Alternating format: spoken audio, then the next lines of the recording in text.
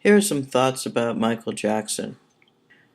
I never fail to be astonished when people forget everything they've ever learned about human nature and the world when it comes to defending someone they think they love.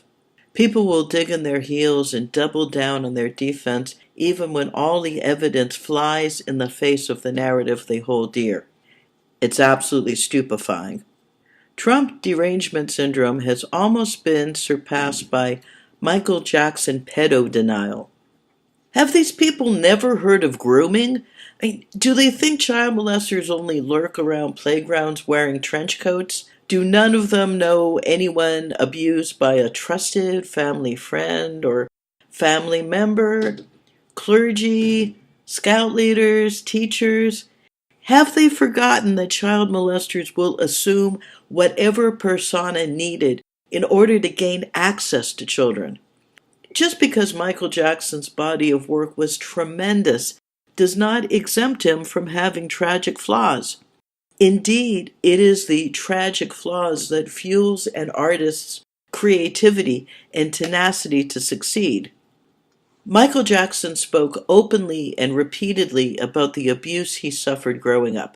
Rather than deal with his trauma like everyone else must, should they be self-aware enough to actually seek recovery, Jackson sublimated his pain through the cultivation of intimate relationships with children. He dealt with his negative self-image through repeated cosmetic surgeries, never satisfied with the outcome until his distorted visage morphed into something truly monstrous. Perhaps all along, this was his subconscious intent. The Jackson defenders say the accusers are liars and the documentary nothing but salacious garbage, produced just to make a buck. Have the Jackson defenders never heard of Stockholm Syndrome? If the Jackson defenders can see nothing but puppies and bunnies about an adult man disturbed enough to mutilate his own face, maintaining a lifestyle of sleeping with little boys, then it's equally reasonable for Wade Robson to deny in court that nothing improper took place. How many times has a battered spouse dropped all charges and reconciled? It happens all the time. People will lie to protect the ones they love. People will lie to protect reputations. People will lie to keep the machine going. I'm not justifying this, but neither will I deny that this is a facet of human behavior. I encountered Michael Jackson in person once, passing him by on the sidewalk. Now, this was in 1982 when he was still a Jehovah's Witness, handing out copies of the Watchtower.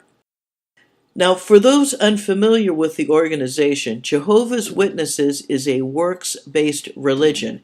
It's not enough to merely say you are a Jehovah's Witness. You are compelled to go door to door, sharing your belief system with others. Michael had a bodyguard with him that day, and he wore a polo shirt and brown corduroy pants. Now, I had a lot of gay friends then, and I expected Michael Jackson to give off a similar gay vibe, but he didn't, and in actuality seemed like the most boring and ordinary person in the world. I actually felt sorry for him. And within minutes, the street was filled with hundreds of people looking for a glimpse of Michael Jackson. He and his bodyguard were long gone. And soon Jackson's fame would skyrocket, isolating him even further and rendering the expression of his spiritual beliefs both impractical and impossible.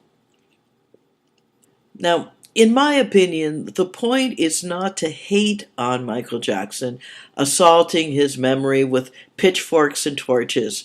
Michael Jackson was in many ways a tragic figure.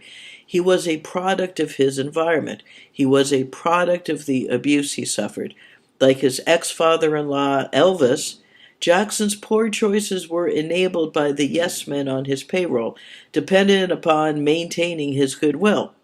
And even the limited freedoms we take for granted to orchestrate our own lives were never available for Michael Jackson. In retrospect, it's Not surprising that Jackson ended up the way he did.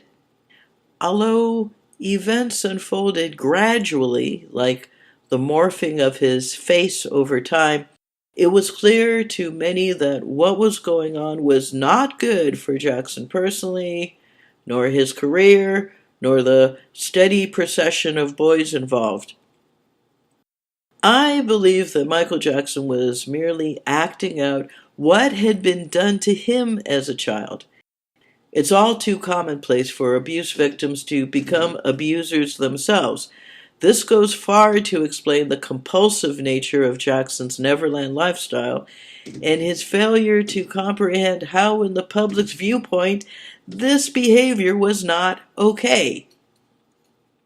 The tragedy of Michael Jackson's life is a cautionary tale that, in my opinion, we all can and should learn from.